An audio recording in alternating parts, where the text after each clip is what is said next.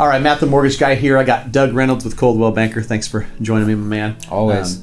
Something that's super relevant in 2021. I want to get your opinion, share your opinion with folks as an agent who's working with a lot of buyers. When you're writing offers and you know that the list side is looking for something in the offer to address the appraised value. I know and you know that appraisals can come in high, they can come in low. It's not always certain, and so to give the seller some certainty, they want something written into the contract to address that appraisal. So what can you tell us about what you're advising, what you're having to do to get offers accepted this year? Yeah, sure. So ultimately this comes down to market conditions. We are in a market where there is very little homes available and there's a lot of buyers trying. And so that gap there is creating a market where it favors sellers at the moment. And so if you're looking to buy a house, you've got to go into the process knowing it's going to be competitive and you've got to do everything that you can to make your offer stand out. There's a bunch of nuances within that. You're asking me a question just specifically focusing on appraisals. And ultimately, it's really important as a buyer to prepare yourself and know what you can do when it comes to an appraisal.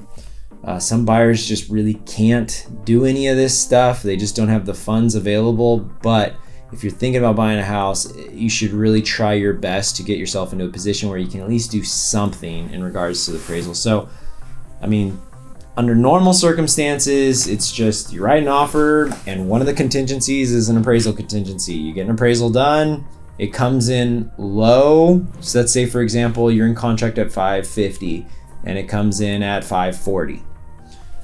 Well, you now have a problem.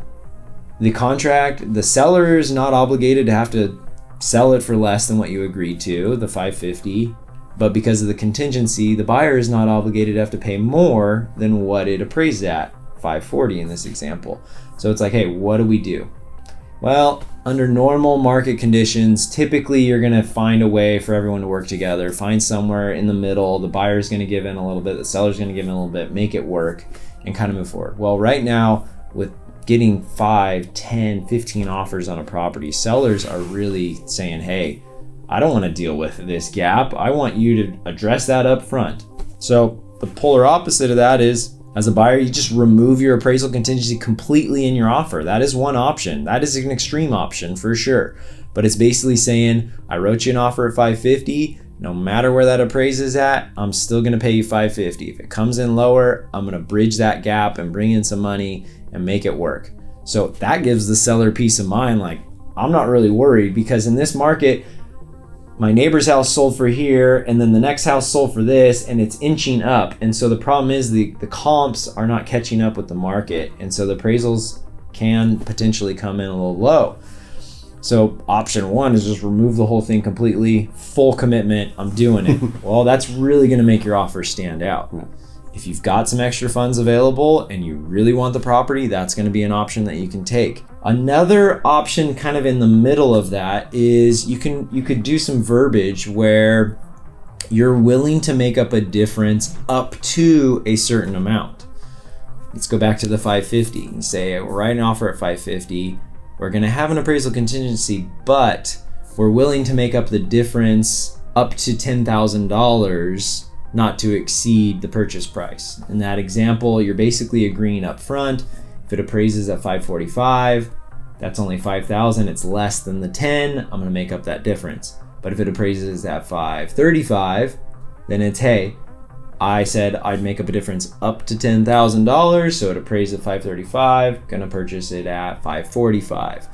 And so that gives the seller some comfort, not as much as the first thing, but some, as far as they're at least committing to making up a difference to a certain amount, and we're going to be close at least. Right. And so they've got a little bit more comfort there as well. So when you're looking at 5, 10 offers and 8 of them have an appraisal contingency and 1 or 2 of them have either removed it completely or they've got something to bridge a gap there, those are going to stand out. Right. And it's going to give the seller kind of comfort emotionally, like, hey, one concern that I have I can kind of not really worry about it or think about it because they've already addressed it up front in the offer. That's kind of the ins and outs of how you can do that in a competitive market. And it's might sound crazy to some people listening right now, but it is becoming more and more and more common in this market that we're in that's very competitive with low inventory, high buyer demand.